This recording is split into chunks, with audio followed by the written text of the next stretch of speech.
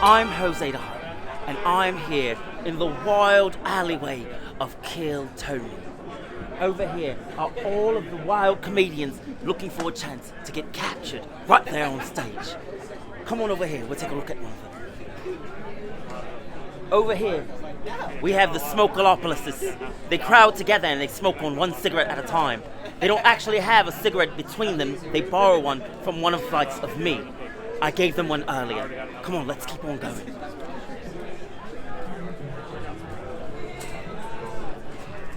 Over here, we have the brand new species. Came straight from out of San Antonio. Sure. Yeah, sure, he came from San Antonio. We just got him in today. He looks very fresh. Look at him. He's going to fit really well with that demographic and audience on Kill Tony. Will he get called? Possibly not. But he drove all this way and wasted a lot of gas. He's at least going to get laid by one of the people in this alley. It won't be me. Sure. Let's... Whoa, hey. Call me. Okay, and now, as we make our way a little bit further into the alley, we have the few black people that they ever will have on Kill Tony. They never actually will make it. Tony doesn't even like black people as far as we know. But we're going to keep on... Whoa, you smell like a bourbon brew. Oh, God. How many drinks have you had, sir? 1 million. Good God. And Good offer God. me none. None. I'll catch you next time. Catch me next time. Say goodbye to the last black people that we'll ever see in this alley. Let's keep on going. And now, we come into the thick of it. Here is the Congo, where we have to creep really slowly and softly, because one comedian could take you out, and you'll never get on. Over here, be really quiet. Take a look at them. These are the most dangerous species of comedians that you'll ever see. The Jackalopolises. Right. We have to go, run! 35-second story of how you got in the band. How I got in the band was I have played with John Dees for years now, and we even had a residency leading up to the pandemic.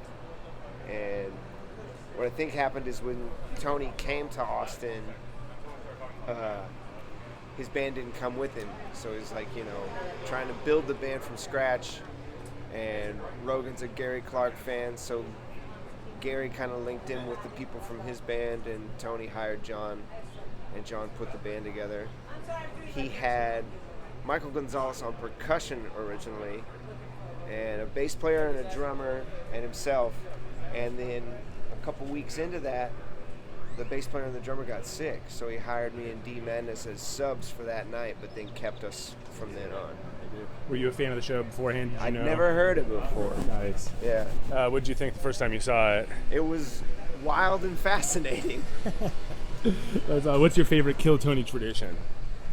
Tradition? That's a good question. I think my favorite tradition actually is just him making effort to bring people up. You see it time and time again on the show. People with disabilities, people who are good at what they do and no one knows who they are. Tony's he helps people up. Last two questions. What's something from a band inside perspective that the audience and the hardcore fans don't know? That literally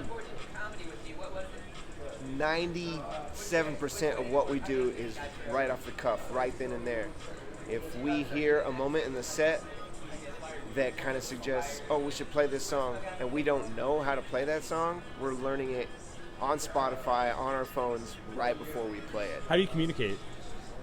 Just like sign language and a lot of like reading lips, hand signals, yelling at each other, texting. We text each other on stage. I'm Ivory Jones. I'm from Elmo, Texas. I'm out here in an alleyway where homeless people shit, waiting to get hopefully called in to kill Tony tonight, man. So what's going on in the alley? In the alley, comedians doing drugs mostly. That's what we do back here, drugs, I felt like Yoni last week when he came out here and he was like, stop doing illegal things in front of armed officers. I'm pretty sure he was looking right at me. I looked right at you. Yeah, for sure, dude. Hell yeah. So what'd you do after? So kind of explain that situation a little bit. What happened? hustle some lemonades in an alleyway. And I don't think they like you doing that right in front of somebody who's wearing a badge and, a gun on his hip. Yeah. Can I talk about who came out, what they said? Oh, yeah. Check, outside, check. Yeah. Yoni just basically came out here and pointed out that there is a police camera at the end of this alley that watches everything we do, and if we're going to do drugs, we should do them behind a dumpster or something like that, effectively. Who's Yoni? What's that? Who's Yoni? Yoni, he's part of the Kill Tony show, man. Fucking he's a barbecue specialist, the last I checked. Something like that, man. But he helps them out with the show, comes out here, yells at us at a megaphone when it's time to come in, whatnot. For sure, man. So kind of walk us through the cast of characters that you know from the Kill Oh, Tony dude, it's a fucking mess back here. Who's on, no, but as far as the production. Oh, what do you mean, man? Like, do you know anybody else besides Yoni? Like, who else are like people that are in the Chrissy? Yeah, not like, but I'm really terrible with names. Like, I know, the blonde lady that checks us in every day that I smoke a blunt with, every Monday or whatever. I know that much, Oh, the Asian dude who sounds like he's from California. Like, I don't know none of these motherfuckers' names, dude. I'm terrible. They probably told me their name. I barely know my name some days, man. I've been doing drugs in an alleyway. What's this guy's name? I don't fucking know, dude. Yeah.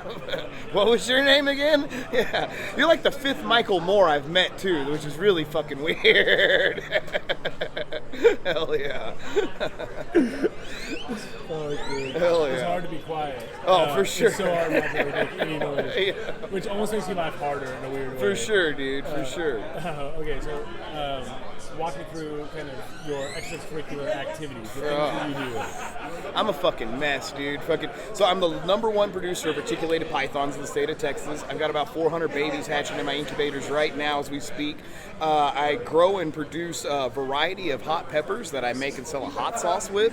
Do a lot of hot sauce production. I sell mini pigs out the back of an El Camino on Saturday afternoon. You really never know. 10 dirty fingers and 10 dirty holes, people. All right. I'm always hustling on something. Selling psychedelic lemonades in an alley behind Rogan's. We're always up to something over here, dude. What kind of kid were you in high school? Loser, man. I didn't fit in with the losers. I didn't fit in with the cool kids either, man. I hung out with 20-year-old drug dealers when I was in high school, for the most part. I always made them laugh, so they kept me around, man, for sure. For How'd sure. you get into snakes? Snakes, man, before I could tell you my name, I could tell you all about like Dilophosaurus and Stegosaurus and things like that. I was obsessed with dinosaurs as a kid. My first memories as a child were like rescuing turtles off the road when it would rain and shit. So I was always just obsessed with scaled stuff. Then I was a veterinary technician for like 10 years too, and I got around all sorts of exotic fucking animals that way. I worked at an exotic-based clinic. Just one thing led to another. I had a seizure at work and almost died at one point, and they paid me 6 months to fucking go home and just like figure out my brain, basically, and that's when I started up the Ivory Connection, my business, and got it all rolling. I just never went back to work again, man. 12 years later, I'm still in business, fucking put a lot of other people out of business. For sure. That's yeah, awesome, for man. sure, dude. That's really, really cool. Fuck yeah. What's been your craziest story from like being in the reptile world? I almost died in my living room one day. Fucking, I had a very large animal that I was middle transport helping somebody else with. I get tagged in my leg while somebody's coming to pick this animal up. 132 stitches and like a half gallon of blood later all over my living room. I'm still here, but there was a moment where like I laid back and I closed my eyes and I was like, this is it. And then I didn't die, so I had to like figure it out, you know? For sure, man. I had a couple of them near-death experiences, but that was a good one. That was a good one. Oh, man, I was fucking going to a casino one night at 2 in the morning. Me and my best friend were in a storm. My mom had just called me, oh, you shouldn't be out on the highway in the rain or whatever. I was like, I'm not afraid of the fucking weather. You know what I'm saying?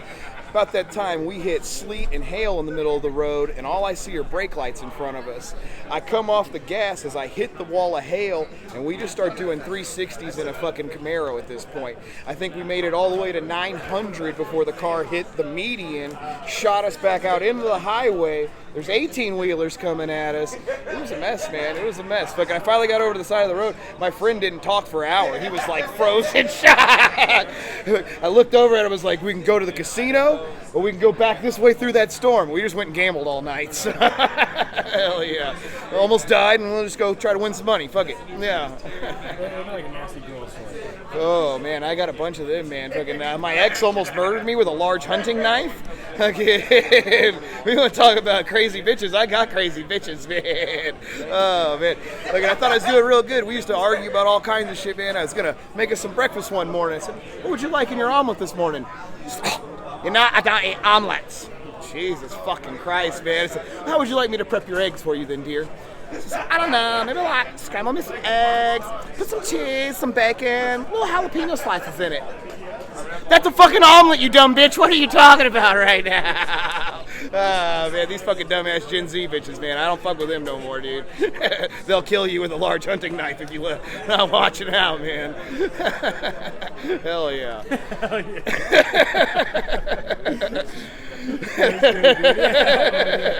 That's so good. Dude. Fuck yeah, man. What about like crazy cop stories? Oh, crazy cop stories, man. I've been to jail a few times, dude. Fucking usually minor weed bullshit, nothing too fucking crazy. But I definitely have been like butthole searched and stripped everywhere you known to man when I was not in the wrong at all. You know what I'm saying? I was accused of stealing my own vehicle 2 times. Like that's a Dave Chappelle joke, but that really fucking happened to me. All right, you know they never apologize when they've like tore your whole car apart and found nothing. You would think you'd at least get a I'm sorry, have a nice evening. No, it's always go fuck yourself, you know. We'll get you next time, asshole. Fucking assholes, dude. Hell yeah, man. Crazy. Oh, for sure. Did your humor help you when you like on the joke? No, not at all. The opposite, actually. I got put in the hole for my humor the last time I was in fucking jail. I think I've been pepper sprayed once or twice. Humor's not good with police, man. For sure, for sure. I had a dog, I had a cop pull up with a dog on us one time. I was vet tech at the time, so I smell like a dog factory, dude. So he tells me, oh, we're gonna get this dog out, see if it hits on something. It jumped right up in the window and starts licking me, so I'm playing with this fucking German Shepherd out. You want to piss off an officer, man, play with his German Shepherd. He did not think that was funny or a good deal at all, man. For sure, man. For sure. Total butthole search. Yeah. For sure. Oh shit, dude. That's so funny. Hell yeah. Sucks. For sure. I'm sorry that happened. Yeah. It's been a while though. You know, you cut off your dreadlocks and you like stop dressing all crazy. They quit fucking with you for the most part, dude. Yeah. Tell me about like the other comedians in the alley. Like, It's a mess back here, dude. Fucking total fucking crazy fest. Like there's everybody back here needs therapy or is in therapy. Let's put it that way, man. For sure, dude. I'm surprised always how many people from Dallas are down here. You know, I worked that Dallas scene all the time. There's always 20 or 30 of us down here. We didn't like collaborate that or anything, so that's always kind of cool, man, for sure. What's the difference between Dallas and Austin comics? Man, Austin comics aren't gonna like this, but like it's iron sharpens iron in Dallas, man. There's competition and it's fucking tough competition and like everybody's good, dude. You go to little shithole open mics, there's only 10 people there, but they're all like bookable. Where down here there's 200-300 comedians running around. I don't hear a lot of like 3 and 5 minutes that I think are bookable down here. I think there's a lot better quality up there. It's a lot easier to get some mic time up there, man. I'm booking 10-minute fucking acts and I'm like, 3-4 months into this already where you're gonna really have to fight tooth and nail for 5 minutes in Austin, dude. Dang, For that's sure. A good point. What For about sure. stylistically? I'm aggressive, man. I think that's what sets me out. I'm in your face, I'm ranting, I'm fucking one joke after another, almost stepping on my fucking shit too much almost sometimes, because I want you to fucking hear this shit. I want you to remember me. I feel like there's a lot of this like soft dick comedy out there where everybody's like humble about themselves and my wife beats me up and girls don't date me. That's not me, dude. I'm in your face. I want you to get your dick sucked tonight when you leave my show, dude. All right? That's what I want. I want you to get a fucking blowjob when you get done seeing my set, dude. All right? I want your fucking girl laughing and wetting her fucking panties, all right? Yeah. Yeah.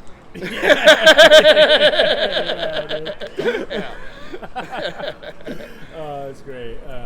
Okay, cool. And then tell me about like upcoming projects. I got all kinds of stuff going on with Noah Shark Robinson, Swimming with Sharks Entertainment. We're opening for Casey Rocket at a big Dallas show at the Dallas Comedy Club next month, I believe the 21st. I've got a gig in Wichita Falls this coming up weekend at the Deep End Festival. I'm on all kinds of, you can catch me all over DFW, man, for sure. What about Casey Rocket? Man, he's a fucking mess, dude. The Crab Man's crazy, man. The Crab Man's crazy, for sure. I think he's something special, man. You're going to see a lot more of that guy, for sure. Like, what was it like when you saw him for the first time? What did you think? It blew my mind, man. He's just so different and outside the box. I mean, he does a lot of things stylistically that I think people would be like, oh, that's not stand-up comedy, he's just like running around crazy. But like, man, it's so outside the box that it makes him unique. Hey everybody, my name is Nick James, and I'm from Connecticut originally, moved here about 8 months ago. Came to the great old state of Austin, Texas. Austin itself is a state. Fuck it, you guys know what I mean. Anyway, I came here because of the big old comedy boom here, and I'm conflicted. I'm a little conflicted on my move here, on the one hand, there's a lot of stage time to be had out here, a lot of opportunities. On the other hand, way too many homeless people. There's a lot of fat chicks, a lot more than I realized. My Tinder's full of it. I don't understand it at all. Where do they come from? But you know what? At the end of the day, it's pretty good. It's a pretty good time, man. You hear Kill Tony? I first hear about Kill Tony, like 2 or 3 years ago. It was actually during the pandemic. I started a friend of mine. A friend of mine recommended it to me. I started watching it, fell in love almost immediately. I think what really did it with Kill Tony is like, aside from just like the whole dynamic of the show, it's like it sounds a little corny, but like it honestly does give average Joes like me fucking. It kind of gives us a shot of hope. Oh my God, I don't have to keep doing this in some bar, in some no-name place that no one would ever want to go to see comedy at. I can actually have a chance to show my brilliance, for better or worse, on stage here at the Vulcan Mothership Comedy Store, wherever the fuck. And it's hilarious when you have those people who think that go on stage and they bomb so fucking hard. It's like, hell yeah, I could definitely do it way better than that. Tell me about the community, comedians. Tell me about Derek. Tell me about Audrey. Audrey? Okay. In that case, I'm gonna assume she got interviewed previously. Audrey, she's cute. She's cool. She's a funny lady. She's a good comic. She has a squishy face, kind of like Kim Jong-un a little bit,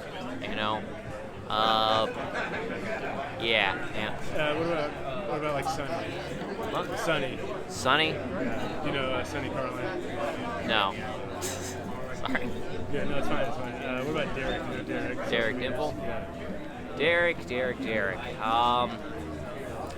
He says he's autistic. I want to believe that, but at the same time, I've seen him make way too much eye contact for him to be able to justify some of his behavior.